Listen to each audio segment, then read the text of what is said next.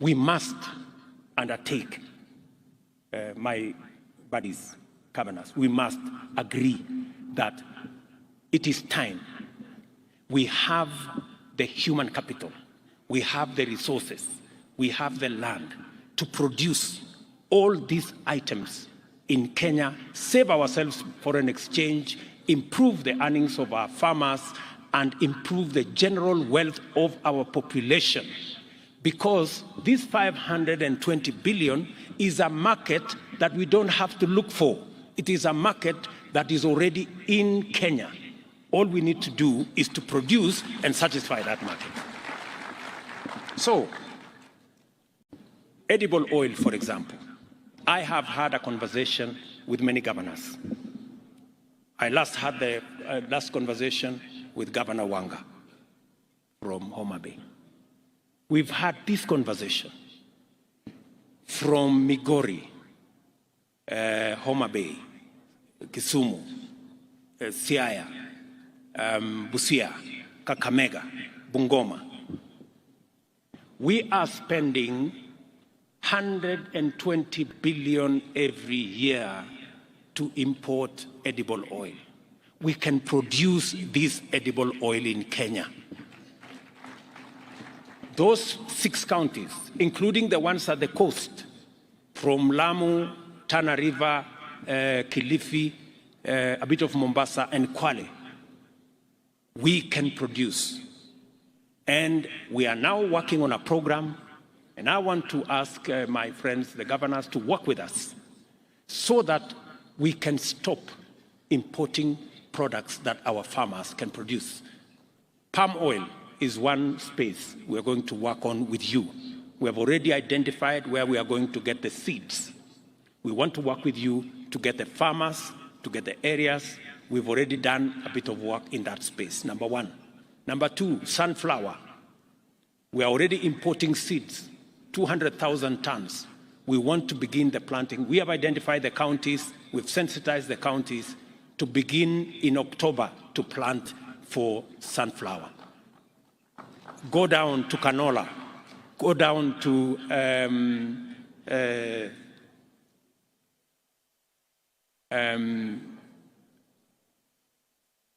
sesame in Busia. Go down to,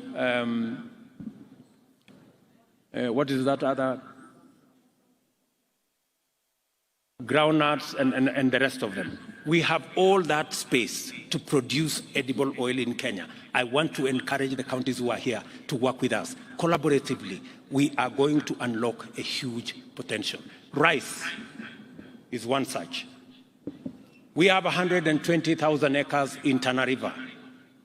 We have an extra 20,000 acres in Kirinyaga. We have almost 20,000 acres in Busia. We have another 20,000 acres in Ahero.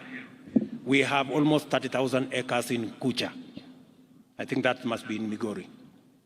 With 200,000 acres, we can produce 800,000 tons of all the rice that we today pay 70 billion shillings every year to import.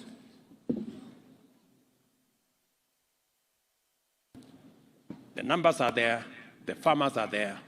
We have what it takes to do all that. Let me also say something about sugar, which we are sorting out, cotton, which we are already disputing, seeds, livestock. We have 650 milk coolers that shortly we will be distributing to counties to support our dairy, make sure that dairy and milk is of the quality that gives us more money. The whole space about leather and meat and what we are doing in that space. Good people, we must stop importing these 520 billion shillings every year that our farmers can produce in Kenya, and we need to work together to make sure that that's not what happens. Number 2,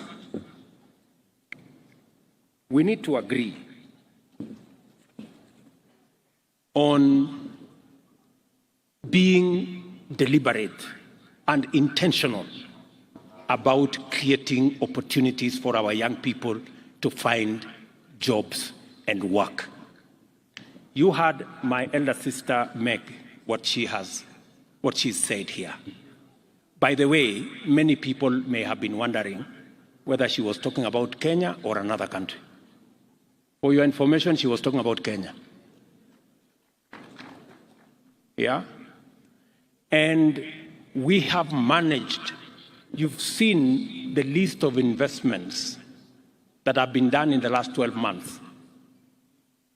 And it is because we made a conscious decision to change some of our policies. When I made a commitment, when I went to the American Chamber, when I made a commitment that we are going to change our laws, we are going to change our policies to make sure that Kenya becomes investment friendly. Many people did not realize where we were going. Today, of all the 9 or 10 issues Meg put here, we have implemented 80, maybe 85%. We are remaining with 1 or 2, which take a bit longer. And with that, we have seen an investment of close to beyond 200 billion in just the last 12 months in our country to create opportunities for jobs, to drive away poverty. We must be intentional, my governors. We must be intentional about creating opportunities for young people in Kenya, for Kenyans to have access to work. That is why we are rolling out housing. And I am very happy we have a partnership with counties on matters of housing, because our intention is to create 1 million jobs from our housing plan. Number 2, we are targeting, because when you heard the American ambassador say, companies are giving accounts, witness accounts, that our Kenyan workforce, human capital, is the best globally. We must be deliberate about how do we harness this world-class human capital to drive our economy and to drive our progress. How do we do it? Number 1, we made a conscious decision this year that we are going to invest more in sharpening that human capital by investing more in education. It is the reason why our budget this year on education went to 630 billion, the highest in the history of Kenya. Because that human capital cannot become what it is unless it is sharpened using training, education, knowledge acquisition. It is the reason why we have hired 56,000 teachers. It is the reason why we have changed our funding model so that we make sure that it delivers much more accurately on the aspirations that we are looking for, on the skills that we are looking for. But we must be intentional about, as we invest in education and training of our human capital, we must be intentional on when they leave school and college and university, we must also be intentional on job creation. And for the first time, that is what we have done. We have been intentional. That is why we have the housing fund, so that we can generate 1 million jobs using our housing plan, number 1. Number 2, that is why we are intentional about digital jobs. You heard the earlier presentations here. We intend to create another 1 million jobs in the digital space. That is why we are going to be investing in at least an ICT hub in every ward. I want MCAs to listen to me. You must demand where is the ICT hub for your ward. We are working with the members of parliament. We are working with the ministry so that we can have 500, 1,000 young people around our ICT hubs for digital jobs. We have huge opportunities for digital jobs. Number 3, and before I go to number 3, I have also asked our friends, the county governors, that we also want to tap into the vocational training centers under the county governments. We want the vocational training centers to be also hubs of ICT. We would want to invest in at least an ICT hub in every vocational training center, so that again, we can train more, we can use technology, so that this world-class human capital we have can work for the globe. Number 3, we are working on making sure that this world-class labor we can export. And I want to thank many countries that have given us opportunity to export our labor. I have given very clear directions to my dear sister Florence. She knows what she must do for us to at least get 1 million exports of labor from Kenya, 1 million jobs. In our manifesto, we made a commitment that we want to increase our remittance from diaspora from $4 billion to $10 billion. That is 1 trillion shillings. That is going to be an opportunity for us to create jobs. And finally, on matters job creation, we have advertised, I think, the first 14 county aggregation and industrial parks. We have already gazetted, I think, 5 special economic zones. It is one of the conversations we had with the American Chamber of Commerce. You just heard the opportunities. The American market alone is expecting more apparels from Kenya. That is why we are establishing a special economic zone in Busia, in Eldoret here, in Naivasha, in Dongokundu, in Sagana, in Del Monte, down there. And we are looking for additional land so that we can increase the scope of our exports into the globe. We have huge markets waiting for our products out there. Those are areas of job creation. You just heard that with the little intervention we made, there is a new investment in Athi River that will create 20,000 jobs. These are opportunities, and I really want to have a conversation with our county governments so that they too can take up and pick up these opportunities and drive them. I wanted to say this. We must be intentional. We must be deliberate about creating opportunities for Kenyans to work so that we can improve their incomes and we can drive our progress. Number 3, partnership. My friends, governors, I'm really asking you to work with the national government. In this national administration, you have a partner and a friend. We have no intention whatsoever to take over any county function. We have no intention, and I want to say on this platform, all we want is to support the county governments for them to achieve their mandate, and we will support you to the extent that you want us to support you. Yeah? Because we do not want to take over any function. We want to help. Because the success of every county is the success of Kenya. Because we do not have citizens that belong to the national government. We have only one citizen. Those who elected you are the same who elected the national government. Si ndio wangwana? So hapo ndio mimi niko. So issues like UHC, we want to work with you. Community health promoters, we have already agreed on a formula. We will co-fund the 100,000 community health promoters. We are going to equip them as national government. We are going to work together to make sure that delivery of health products, health services is efficient and reaches the last mile, and counties are best placed to do that.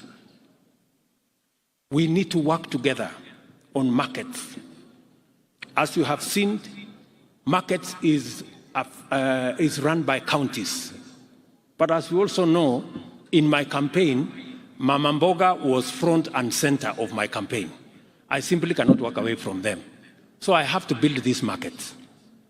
And we intend to build 400 markets across Kenya, maybe 500. We're going to spend about 20 billion in building the markets. The markets will be handed over to the counties. You guys will run the markets the way you want. You will decide who is in those markets. You will discuss with us. And I'm looking for a partnership with you so that if you want to improve on the design, I am ready. If you want to improve some of the funding, I am ready. If you want us to change from here to there, sawa. Lakini soko tujenge, because I saw in the presentation here, the women are saying walikuwa wanalimwa na jua. So nitawasaidia kupanga kuweka shade everywhere na kupanga hiyo kuweka mahali iko stima, mahali iko nini. Let's work together. Let's also work together on matters to do with county aggregation and industrial parks. I must congratulate counties. We have a fantastic working relationship on county aggregation and industrial parks. They will be managed by counties. We will co-fund, and they will run with it in terms of agro-processing, value addition, manufacturing around that space. We need to work together on distribution of fertilizer. I must commend many counties who have worked with us in providing the last mile delivery. As you are aware, we believe that counties have the capacity, working with the national government, to be able to deliver to the last mile. Let us work together on matters mitigating climate change. I'm very happy that today you overshot your target of planting 2 million trees. I am told by the chair you planted 7 million trees. Tuwapige makofi counties jamani. They've done a wonderful job. That's the space. Work together on manufacturing. Work together on mobilization of revenue. You know, even as the national government works hard to keep up to the schedule on paying on time for the shareable revenue, I want to encourage counties to also look at ways of own source of revenue. We are going to assist you so that you can meet your targets and we can do more around own source of revenue. All I am saying is partnership. Let us work together. Finally, we also need to work together in mobilizing resources. As you are aware, we have made the conscious decision that we are not going to run our development, the affairs of our country, by borrowing debt left, right, and center. We are going to raise local resources. We need to work together to build local resources, to raise local revenue. We're going to work hard as national government. We are professionalizing KRA to raise more money. We are digitizing so that we can eliminate areas of pilferage. We are increasing, as I made a commitment to this country, that we are going to be a country that is focused on saving. For a very long time, we ignored the saving component. That is why, as a percentage of GDP, we are among the lowest globally. We are at less than 10%. Other countries are all the way to 50%. So we're going to do more with our NSSF. We are going to do more with savings so that we can save and be able to fund our own development using our savings. I want to encourage counties to work with us in that space. Let me finally have the saying that on source of revenue and doing everything that we are going to do. The fifth thing I want us to talk about, finally, to agree on, is on the subject I already mentioned of corruption. Good people, it is not going to be business as usual. I want to say this with clarity. It is not going to be business as usual. It cannot be the case that we lose revenue, that we cannot deliver public service because a few people decided to go away with public money. It's not going to happen. It's not going to be business as usual. We will do whatever it takes. Whoever it is, whatever office you occupy, whatever friends you have, it will not be business as usual. I want to say that with clarity because I know in here we have very senior officials of both county and national government, so that when whatever happens, happens, let nobody say, I wasn't given notice. Everybody has notice. Those are the 5 things I wanted us to agree on. Let me finally say that on the subject of debt, I have made myself very clear. We are going to do more saving. We are going to raise local revenue. We are going to raise own source of revenue in counties, and we are going to stop corruption so that we have the money to run our show. I said also that we are not going to be importing things left, right, and center. That's why in this year's budget, cement, steel, furniture, fish, we are going to build local capacities for those. We are not going to be importing. And as I have said, it cannot be the case that every other time we think, we are thinking of how to import more. Let me finally say, as I said, we are not going to subsidize consumption. We are going to promote and we are going to invest in production. That's what we are going to do. It cannot be that we are importing edible